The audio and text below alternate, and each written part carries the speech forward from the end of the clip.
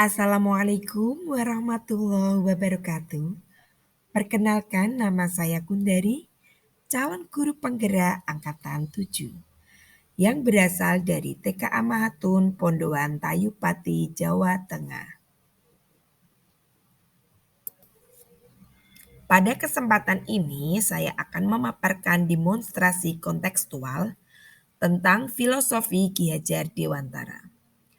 Pendidikan merupakan tempat persemaian benih-benih kebudayaan yang hidup dalam masyarakat.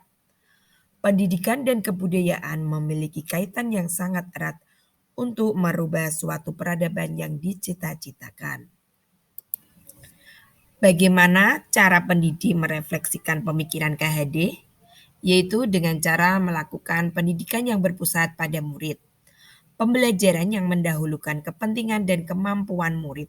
Memberikan kesempatan bagi murid untuk mengembangkan bakat sesuai dengan kodrat masing-masing murid. Pendidik menuntun dan mengarahkan sesuai dengan kodrat anak, yaitu sesuai dengan kodrat alam dan kodrat zaman. Kodrat alam, pendidik menuntun para murid sesuai dengan karakteristik tempat tinggalnya. Kodrat zaman, pendidik menuntut anak didik sesuai dengan tantangan atau perkembangan zaman pada saat ini. Trilogi Pendidikan Ki Hajar Dewantara. Ing ngarsa sung tulodo. Sebagai pendidik harus memberikan tauladan yang baik atau contoh perilaku yang baik kepada peserta didik. Ing madya mangun karso. Sebagai pendidik bersikap di tengah, memberikan semangat, motivasi, memosisikan diri sebagai teman dan tempat yang nyaman bagi anak didik sehingga tercipta suatu pembelajaran yang menyenangkan. Tutwuri Handayani. Pendidik harus mendorong dari belakang untuk mengembangkan bakat minat sesuai dengan potensi yang dimiliki oleh anak. Bagaimana implementasi di sekolah? Pendidik merancang pembelajaran yang variatif dengan memanfaatkan teknologi dan alam sekitar berdasarkan karakteristik peserta didik serta mengaitkan materi dengan kehidupan nyata. Melalui kegiatan pembiasaan karakter, pendidik tidak hanya menuntut anak untuk mencapai perkembangan sesuai dengan potensi yang dimiliki.